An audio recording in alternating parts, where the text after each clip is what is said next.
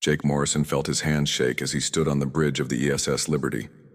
The biggest human ship ever built was floating in empty space, waiting for something that would change everything. Around him, his crew worked quietly at their stations. Everyone knew this moment would decide if humans lived or died. The large screen in front of them flickered and came to life. 12 strange shapes appeared on the screen. These were the Galaxy Council, the aliens who ruled all the stars that humans had ever seen. They looked scary and powerful. Some had too many arms. Others glowed with strange light. One looked like it was made of living crystal.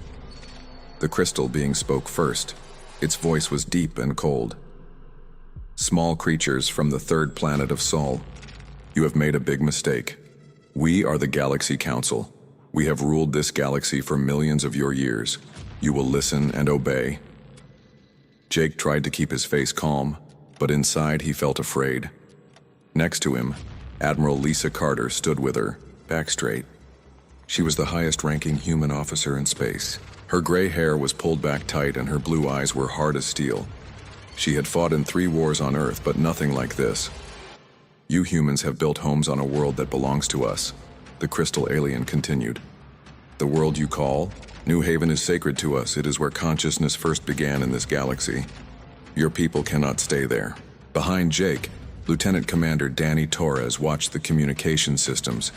He made sure every word was being sent back to Earth. His young face was serious. This was the most important message humans had ever received. We give you 48 of your hours, said the crystal being. Remove all your people from our sacred world. Take all your ships back to your home system. If you do not obey, we will destroy every human in the galaxy. This is not a request. This is an order.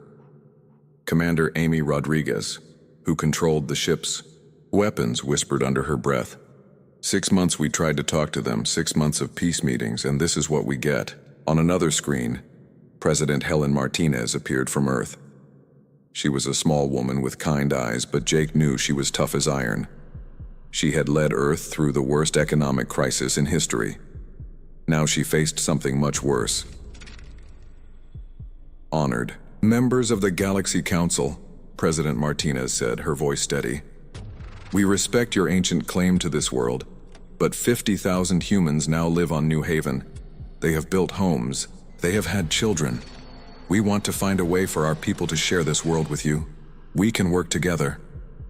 The crystal alien seemed to grow brighter. If Jake didn't know better, he would think it was laughing. Work together, your species. Learned to use fire yesterday in galactic time. We were old when your son was young. There is no sharing. There is only obedience or death. Other aliens on the council made sounds that might have been agreement. One that looked like a giant spider clicked its legs. Another that floated in a bubble of green gas made a noise like breaking glass. Your species spreads like a disease, said another council member. This one had scales and too many teeth. You take worlds that do not belong to you. You ask questions about things you should not know. You will be stopped. Jake felt anger rise in his chest. Humans had done nothing wrong. They had found an empty world and made it beautiful. They had grown food and built cities. They had been careful not to hurt any native life. How could that be wrong? We understand your concern, President Martinez said. But destroying entire worlds of innocent people cannot be the answer. There must be another way. There is no other way, the crystal being said. Its voice was final. You have 48 hours. After that, your species will be removed from existence. We have done this before. We will do it again if needed. The transmission ended. The screen went dark. The bridge fell silent except for the soft hum of the ship's engines. Jake looked around at his crew. These were good people. They had families back on Earth. They had dreams and hopes. Now some aliens they had never met wanted to kill them all because humans had built farms on an empty world. Orders, Admiral? Jake asked. Lisa Carter stared at the dark screen for a long moment. Send a message to Earth Command. Tell them the Council has rejected all negotiations. Then get me a secure line to President Martinez. Yes, ma'am, Danny Torres said, his fingers flying over his controls. Amy Rodriguez turned in her chair. Admiral, our sensors show council ships moving toward human space. Big ones. More firepower than we've ever seen. How many ships? Carter asked. At least 200, ma'am. Maybe more. They're coming from all directions. Jake felt his stomach drop. Earth's entire space fleet had maybe 50 ships. They were fast and smart, but not built for a war like this. There's something else, Amy continued. They're not just military ships. I'm seeing colony ships, construction ships, mining ships. It's like they're planning to move in after they remove us. President Martinez's face appeared on the secure screen. She looked tired but determined. Admiral Carter, I assume you heard everything. Yes, ma'am. What are your orders? The president was quiet for a moment. Begin evacuation of New Haven. We'll comply with their demands. Jake felt his heart sink. They were just going to give up. But ma'am, Carter said, if we back down now, they'll just make more demands. Today it's New Haven. Tomorrow it might be Earth itself. I know, Martinez said, but I won't let 50,000 people die for pride. Begin the evacuation. That's an order. The screen went dark again. Jake looked at his crew. They all looked defeated. But Admiral Carter had a strange look in her eyes. Danny, send the evacuation order to New Haven. Amy, begin calculating jump routes back to Earth. Yes, ma'am, they both said. Carter walked to the center of the bridge. But first, get me a secure channel to Dr. Kevin Blake at Cheyenne Mountain. Ultra-black clearance only. Jake had never heard that name before. Amy and Danny looked confused too. Ma'am? Jake asked. Carter smiled for the first time since the council's message. It was not a nice smile. The Galaxy Council thinks they know everything about humans. They're about to learn how wrong they are. Deep under a mountain in Colorado, Dr. Kevin Blake walked into the most secret room on Earth. The walls were thick metal and concrete. No signals could get in or out without permission. Only 12 people in the world knew this place existed. Around a long table sat the most powerful people in human space. President Martinez was there by video link. General Patricia Hayes, who commanded all of Earth's armies, sat across from the head of Earth's spy agency, Paul Anderson. These people made decisions that affected billions of lives. Kevin looked tired. He had not slept in 2 days. His gray hair was messy and his clothes were wrinkled, but his eyes were bright with excitement. Thank you all for coming, Kevin said. What I'm about to show you will change everything you think you know about this war. He pressed a button and the lights dimmed. A huge hologram appeared over the table. It showed the galaxy, but not like any map they had seen before. This one was covered in lines of light that connected star to star. Ladies and gentlemen, Kevin continued, for 15 years we have been preparing for this day. We knew the Galaxy Council would eventually see us as a threat. We have been getting ready. General Hayes leaned forward. She was a tough woman who had fought in wars on 3 different worlds. Explain, Doctor. What exactly have you been preparing? Kevin smiled. The Galaxy Council is not as strong as they want us to believe. Our spy ships have been watching them for years. We know their secrets. More important, we know their biggest fear. The hologram changed to show brain scans and energy readings. Strange waves pulsed across the display in colors that hurt to look at. Dr. Nancy Collins, Kevin's assistant, stood up. She was young, but very smart. Human brains are different from alien brains. We create something we call psi resonance. It's like a radio signal that comes from thinking, but our signal is special. Special how? Asked President Martinez from the screen. Kevin touched another button. The hologram showed ancient machines buried on worlds across the galaxy. The Galaxy Council rules using old technology. Machines built by a race that died out millions of years ago. The Council thinks they control these machines. They are wrong. Paul Anderson, the spy chief, opened a thick folder. Our agents have been very busy. 3 species in the Galaxy Council want the Council to end. The Zephyrians hate the crystal beings who lead the Council. The Keth want freedom to explore space. The Void Runners are tired of being treated like slaves. They've been sending us secret messages, Anderson continued. They want to rebel, but they need help. They're waiting for the right moment. General Hayes studied the data on her tablet. What kind of help? Kevin's smile grew wider. We're going to give the Galaxy Council exactly what they asked for. We're going to remove humans from their space, but not in the way they think. President Martinez looked confused. I don't understand. Nancy stepped forward. The ancient machines respond to consciousness. But not just any consciousness. They were built to respond to minds like ours. Human minds. The Galaxy Council has been using these machines for thousands of years, but they've never been able to fully control them. Because they're not human, Kevin added. The machines have been waiting for the right kind of minds to come along. Our minds. The hologram showed Earth and all the human colonies. Bright dots marked every world where humans lived. We have 50 million people spread across 23 worlds. Each person has a brain that can connect to the ancient network. If we link them all together, we become the most powerful force in the galaxy. General Hayes finished. President Martinez was quiet for a long moment. What exactly are you proposing, Dr. Blake? Kevin pressed another button. The hologram showed the Galaxy Council's main station. It was huge, bigger than Earth's moon. Around it floated hundreds of warships. The Council thinks in straight lines, Kevin explained. They see a problem, they destroy it. They don't expect clever solutions. Tomorrow they will gather to watch us surrender. All their leaders will be in one place, all their best ships will be there too.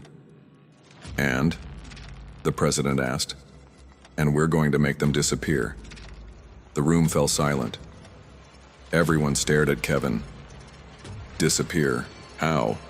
General Hayes asked. Nancy pulled up new displays. The ancient network doesn't just control machines, it controls space and time. We can create pocket dimensions, small universes that exist outside normal space.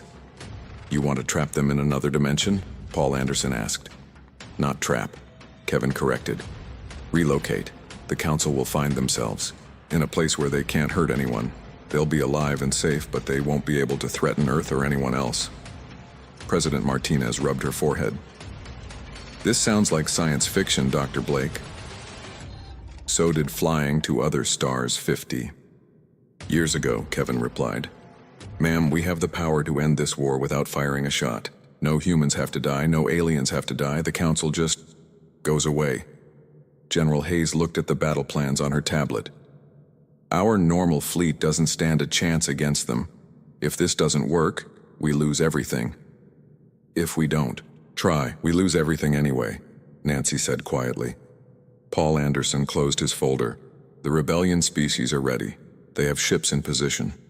If we remove the Council, they can take control of key systems before chaos breaks out. How long do we have to decide? President Martinez asked. Kevin checked his watch. The Council expects our surrender in 36 hours.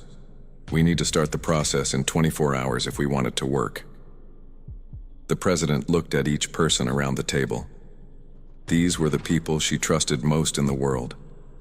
Each had devoted their lives to protecting humanity. The risks? She asked.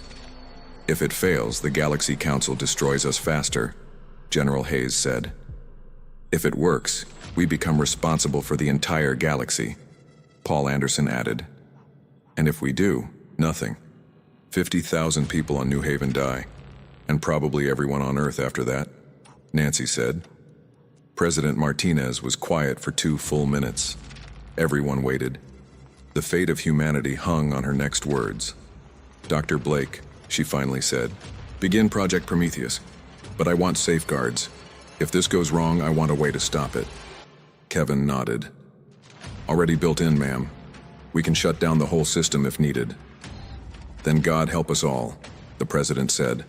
Let's make the Galaxy Council disappear. As the meeting ended and people began to leave, Kevin stayed behind with Nancy. They looked at the holographic display showing all of human space. Are you sure this will work?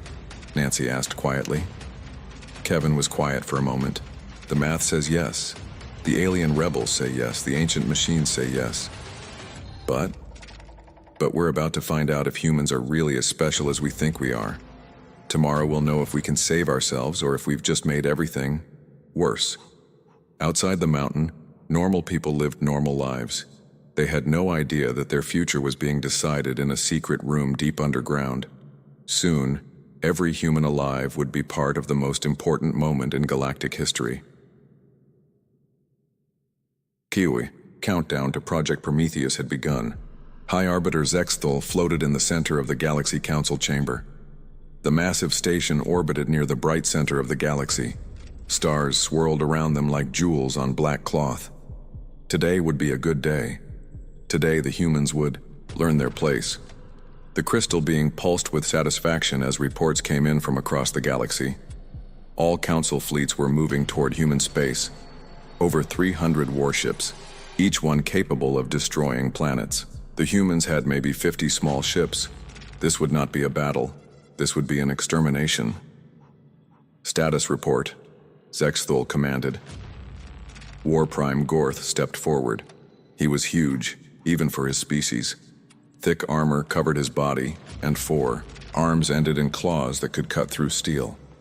All battle groups are in position. The human worlds are surrounded. We await your command to begin the cleansing. And the humans? Have they responded to our generous offer?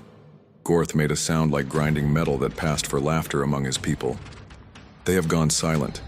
Our sensors show their ships powering down across all sectors. Many are already retreating toward their home system. As expected, Zexthul said, its crystalline form grew brighter with pleasure. Primitive species always submit when faced with true power. They understand they cannot fight beings who ruled the galaxy when their sun was nothing but dust and gas. The other council members made sounds of agreement. The spider-like Kretak clicked its 8 legs on the metal floor. The gas-breathing Velmoth bubbled in its atmospheric suit. All of them had waited for this moment.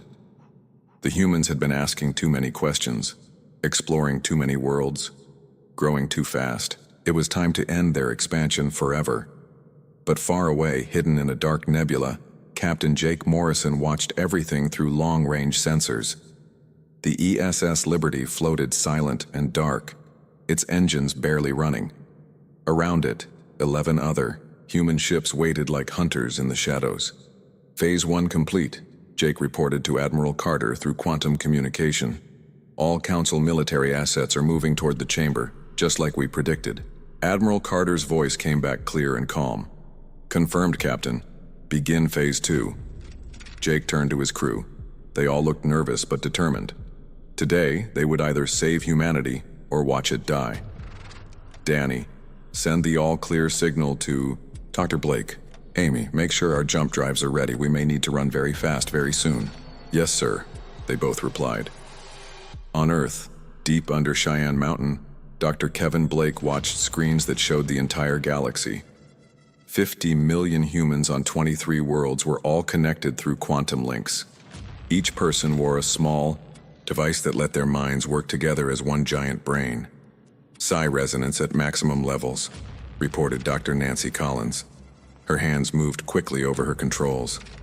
All colonies are synchronized. Everyone is ready. Kevin felt sweat on his forehead. 15 years of preparation had led to this moment. Either humans would take control of the ancient network, or they would all die trying. Dr. Blake, came President Martinez's voice over the secure channel. The evacuation ships from New Haven are reporting Council forces surrounding them. If this doesn't work, it will work, ma'am, Kevin said, trying to sound more confident than he felt. The math is perfect. The resonance is stable. The ancient machines are responding. Across human space, normal people sat quietly in their homes. They didn't fully understand what was happening, but they knew it was important. Children held their parents' hands. Old people remembered wars from long ago. Everyone thought the same thoughts, felt the same hope, focused on the same goal. Lieutenant Susan Clark had made the discovery that made all this possible. She was young for such an important job, but she was the best at reading ancient alien writing. 6 months ago, she had found the truth about the control nodes. The original builders weren't like the Council species, she had explained to Kevin. They thought like us. They felt like us. They built the network to respond to minds that could imagine, dream, and hope. The Council species are too rigid, too focused on control. The machines have been waiting millions of years for the right kind of consciousness to come along. Now that consciousness was about to wake up, initiating Prometheus. Protocol, Dr. Blake announced. Across the galaxy, ancient machines that had slept for eons suddenly came to life. On dead worlds in empty space buried deep in planets, the control nodes began to glow. They felt something they had not felt since their creators died. They felt minds that understood them. In the council chamber, High Arbiter Zexthul was enjoying the moment of victory when everything went wrong. "What is that sound?" demanded the Kretak as a deep humming filled the station. Gorth checked his instruments. Unknown energy readings throughout the chamber. Power levels are increasing rapidly. Zexthul's crystalline form flickered with confusion. Impossible. All ancient systems are under our control. But the humming grew louder. The walls began to glow with strange light. Reality itself seemed to bend and twist around them. High Arbiter called out Velmoth through its breathing apparatus. "Our ships are reporting the same phenomenon. Every control node in the galaxy is activating simultaneously." "That cannot be," Zexthul said, but doubt crept into its voice. "We are the masters of the ancient network. We have controlled it for thousands of years." The station shook as waves of energy passed through it. On screens around the chamber, they could see their mighty fleet caught in the same strange field. Ships that had destroyed worlds now floated helplessly as unknown forces took control of their systems. "It's the humans," whispered one of the smaller council members. "They've done something to the network."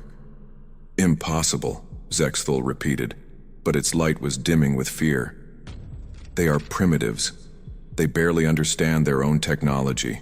Jake Morrison, watching from the nebula, saw the energy readings spike across his instruments. "It's working," he breathed. "The network is responding." On Earth, Kevin Blake watched as every control node in the galaxy came under human control. The ancient machines recognized their true masters and obeyed. The network that the Galaxy Council had used to maintain power for millennia now served humanity. "Displacement field is stable," Nancy reported. "Creating pocket dimension. Now." In the council chamber, High Arbiter Zexthul felt reality slip away. The last thing it saw was its reflection in the chamber's windows, growing fainter and fainter until it was nothing but a ghost of light. "What have you done?" it called out, but its voice was already fading.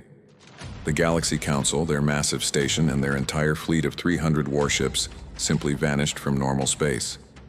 Not destroyed, not scattered, but moved, displaced into a pocket dimension, where they would exist outside normal time and space, unable to threaten anyone ever again.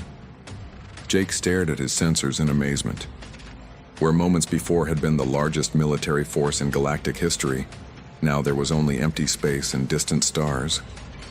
"My God," whispered Amy Rodriguez. "They're actually gone."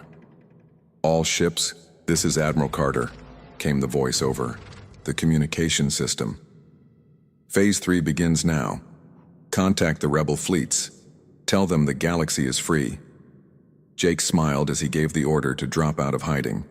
Humanity had just won the most important battle in galactic history without firing a single shot. The Galaxy Council had vanished in minutes, just as planned. But Jake knew this was only the beginning.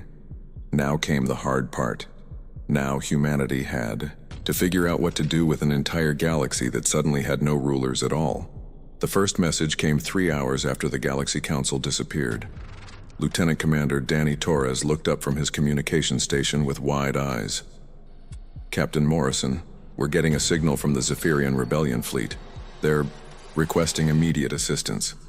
Jake felt his heart racing. This was the moment they had planned for, but it still felt unreal. "Put them through, Danny." The main screen flickered and showed a reptilian face with golden scales and bright green eyes.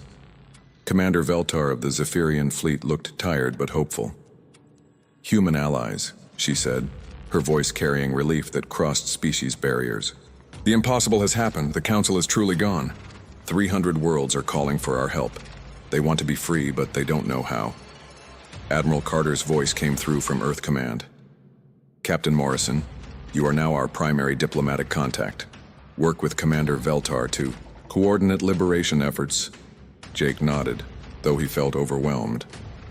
Yesterday he was a ship captain. Today he was helping to rebuild an entire galaxy. Commander Veltar, he said, what do you need from us? Everything, she replied honestly. Food, medicine, ships, people who know how to organize governments. The Council kept everyone dependent on them. Most worlds don't even know how to run their own power systems. On Earth, Dr. Nancy Collins worked frantically in the control room under Cheyenne Mountain. Screens around her showed the ancient network that humans now controlled. The responsibility was enormous. Kevin, she called to Dr. Blake, we have a problem. The network isn't just defensive systems. It controls transportation, communication, energy distribution for the entire galaxy. If we make a mistake, billions of people could lose power or air or heat. Kevin rubbed his tired eyes. How many people do we need to keep this running? At least 5,000 humans working in shifts around the clock, and they all need to be connected through the quantum links. It's like being the nervous system for the whole galaxy. Back in space, Jake was learning just how big the problem was. His ship's communication system was flooded with messages from across the galaxy. Every species that had been under Council rule was asking for help. Commander, Amy Rodriguez showed him the tactical display. Sir, we're getting reports of fighting on 17 different worlds. Some species are trying to take control of others. Some are just fighting among themselves. It's chaos out there. What about the rebel fleets? Jake asked. The Zephyrians, Keth and Void Runners are doing their best, but they're spread too thin. There are over 400 inhabited systems in Council space. We need more ships and more people. Jake opened a secure channel to Admiral Carter. Admiral, we need reinforcements. The entire galaxy is looking to us for leadership, and we don't have enough people. Carter's face appeared on the screen.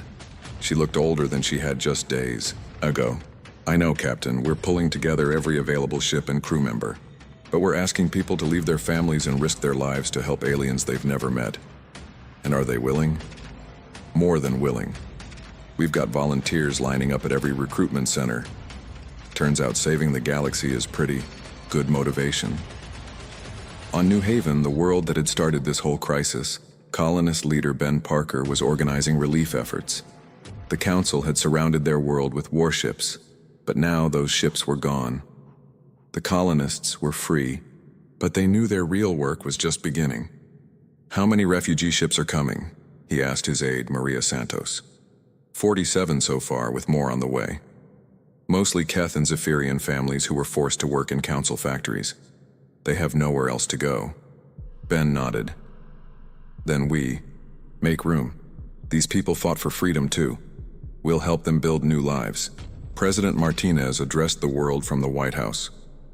My fellow humans, she said, we face a choice that no species in galactic history has ever faced.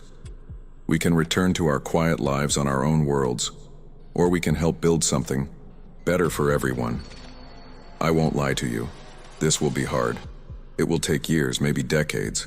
We'll make mistakes. Some of our people will die helping others. But we have the chance to create a galaxy where every species is free to grow and learn and explore.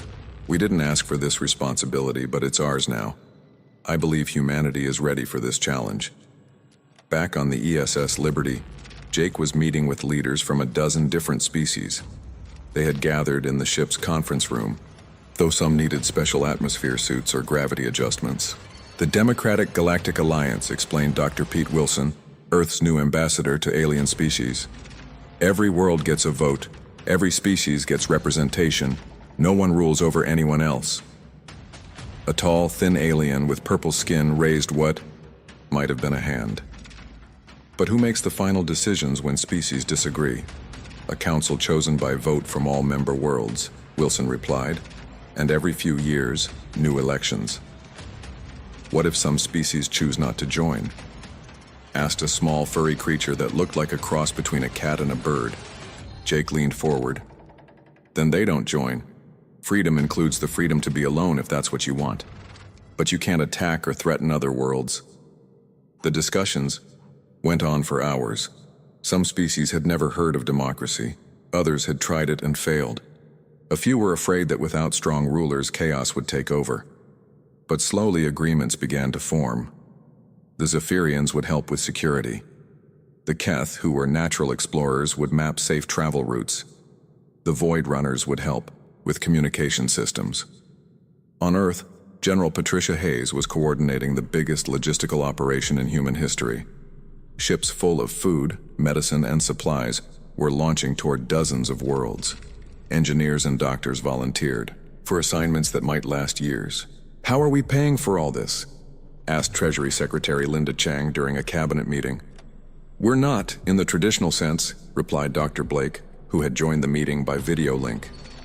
"The ancient network gives us access to energy and resources we never dreamed of. We can literally create what we need from raw materials. But there's a cost," he continued. "Every human connected to the network feels the strain. We're sharing our consciousness with machines that span the galaxy.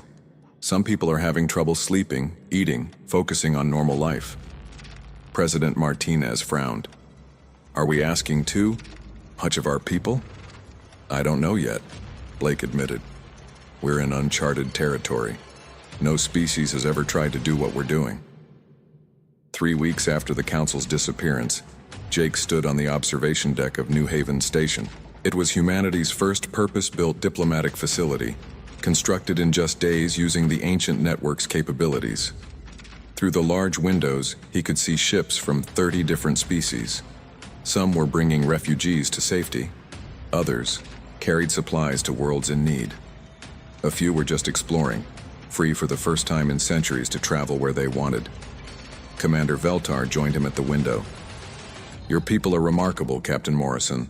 In 3 weeks, you've done more good than the Council did in 3,000 years. "We had help," Jake replied. "A lot of help." "Yes, but you chose to help instead of rule. The Council would have. Use this power to control everyone. You're using it to free everyone." Jake nodded, but he felt the weight of responsibility. Every day brought new crises, new problems, new species asking for help. Earth's population was working overtime to support the network. Other human colonies were struggling to adapt to their new role as galactic coordinators. "Veltar," he said, "are we doing the right thing?" The Zephyrian commander looked at him with those bright green eyes. "Captain, my people were slaves for 800 years. My children will grow up free. Yes, you are doing the right thing." As Jake watched the ships moving peacefully through space, he felt hope for the future. It wouldn't be easy. There would be setbacks and failures. Some species might choose war over peace. Some humans might decide the burden was too much. But for the first time in galactic history, every species had a choice. And that, Jake thought, was worth any sacrifice. 6 months had passed since the Galaxy Council disappeared. Admiral Jake Morrison stood in his new office on New Haven Station, looking out at the busiest spaceport in the galaxy. Ships from 40 different species came and went every day. Trade flowed freely between worlds that had never been allowed to meet under Council rule. But Jake's face showed worry, not celebration. The reports on his desk told a story that troubled him deeply. Dr. Nancy Collins entered his office carrying a thick folder. She looked tired. All the humans connected to the ancient network looked tired these days. The latest medical reports. "Admiral," she said, setting the folder down. "We're losing people." Jake opened the folder and read the numbers. On Earth, 12 people had died this week from exhaustion related to maintaining the network. On Mars, 3 more had collapsed and couldn't be awakened. On the outer colonies, families were begging their loved ones to disconnect from the system. "How many total?" Jake asked, though he dreaded the answer. 837 dead. 3,000 more showing serious symptoms. The doctors say we're asking human brains to do something they weren't designed for. Jake closed the folder. Each number represented someone's parent, child, friend. Good people who had volunteered to keep the galaxy running were dying because of the burden. Lieutenant Susan Clark, now promoted to Director of Ancient Studies, joined them. She carried her own set of troubling reports. "There's more, Admiral. I found something in the archives. The original builders of the network faced the same problem we're facing. She activated a holographic display showing ancient alien writings. They called themselves the Architects. They built the network to bring peace to their galaxy. But maintaining it required total dedication. Eventually, their entire civilization existed only to keep the machines running. What happened to them? Jake asked. They transcended physical existence, became pure consciousness merged with the network. Their bodies died, but their minds became part of the system forever. Nancy sank into a chair. Are you saying that's what's happening to us? I'm saying it's a possibility. The network is incredibly powerful, but it demands everything from those who run it. Jake's communication system chimed. President Martinez appeared on the screen calling from Earth. Admiral Morrison, we need to talk. I'm getting reports from across human space. Colony leaders are demanding we reduce our connection to the network. Some are threatening to disconnect entirely. Ma'am, if we reduce the network connections, we can't maintain galactic stability. Food shipments will stop, communication will fail, some worlds might lose life support. I know that, Admiral, but I also know that I'm asking human beings to sacrifice their lives and sanity for the greater good. How long can we continue this? Before Jake could answer, alarms began sounding throughout the station. Commander Amy Rodriguez's voice came over the communication system. Admiral, to the command center immediately. We've got a big problem. Jake, Nancy, and Susan ran to the command center. The main display showed readings that made Jake's blood run cold. Report, he ordered. Amy pointed to the screen. Long-range sensors are detecting quantum fluctuations in the pocket dimension where we sent the Galaxy Council. They're trying to communicate. That's impossible, Nancy said. The dimensional barrier should be absolute. Apparently not, Amy replied. We're getting structured signals. They've figured out how to send messages across dimensional boundaries. The signals were weak, but clear. After 6 months of isolation, High Arbiter Zexthul was trying to contact the outside universe. Dr. Kevin Blake's voice came through from Earth. Admiral, we're receiving the same signals here. The Council is learning how to manipulate dimensional energy. If they keep advancing, they might find a way back. Jake felt the weight of impossible choices. Keep the network running and watch. Humans die from exhaustion. Reduce the network and watch galactic civilization collapse. Either way, the Galaxy Council might return to a weakened galaxy. There's a fourth option, Susan said quietly. Everyone looked at her. We give the Council a choice. Explain, Jake said. Susan pulled up the dimensional readings. We can expand their pocket dimension, make it a full universe where they can rule as they wish. Or we can bring them back to a galaxy where they have to accept the new democratic order. You want to negotiate with them? Amy asked in disbelief. I want to give them what they really want, Susan replied. Power, but power that can't hurt anyone else. Jake was quiet for a long moment. Around him, his crew waited for orders that would affect the entire galaxy. Open a channel to the pocket dimension, he finally said. The communication system crackled, with static. Then slowly, the familiar crystalline form of High Arbiter Zexthul appeared on the screen.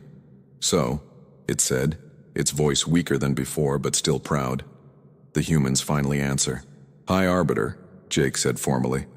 I'm Admiral Morrison of the Democratic Galactic Alliance. We have a proposal for you. Your proposal? Zexthul's form flickered. You displaced us from our rightful place. You stole our authority. What could you possibly offer us? A choice, Jake replied. Return to the galaxy and accept that every species, including yours, has equal rights. No more ruling over others. No more threats of extinction. Work with us to build something better. Or, Zexthul asked, or we expand your current dimension into a complete universe. You can rule it however you wish. Create whatever society you want. But it will be separate from our galaxy forever. The council leader was silent for a long time. When it spoke again, its voice carried something Jake had never heard before. Uncertainty. In our isolation, we have had time to think. Time to remember what we were before we became rulers. We were explorers once, scientists, artists. We created beautiful things before we became obsessed with controlling others. You can be those things again, Jake said, in either choice. If we return to your galaxy, what guarantee do we have that you won't simply exile us again when we become inconvenient? Jake looked at Nancy and Susan. They nodded. The same guarantee any species has: the rule of law, democratic process, the right to be heard and to vote. You'll be citizens, not rulers, but you'll be free citizens. Zexthal's form grew brighter, and if we choose our own universe, then you'll be the gods of your own domain, ultimate power over your own realm. The transmission was quiet for several minutes. Jake could imagine the council debating among themselves, weighing ultimate power against uncertain freedom. Finally, Zexthal spoke. We choose to return. Perhaps in our exile, we learn something valuable. That ruling and leading are different things. That power shared is stronger than power hoarded. We have much to learn about this democracy you speak of, but we have eternity to learn it. Jake smiled. Welcome back to the galaxy, High Arbiter. I think you'll find it's a much more interesting place when everyone has a voice. As the dimensional portal began to open, Jake thought about the future. The Council's return would create new challenges. Some species would be afraid. Others would be angry. There would be problems and conflicts and difficult decisions. But for the first time since the network had chosen humanity, Jake felt hope. The galaxy was no longer divided between rulers and subjects. Everyone, even former tyrants, could choose their own path. The ancient network still needed human consciousness to function, but now it served a galaxy where every mind mattered, where former enemies could become allies, where the greatest power was not the power to destroy, but the power to create something better together. Jake looked out at the stars and smiled. The real work was just beginning, but humanity had proven something important. Sometimes the best way to win a war is to help your enemies find a better way to live. The galaxy was free, and everyone in it, including the former Galaxy Council, would help decide what that freedom meant.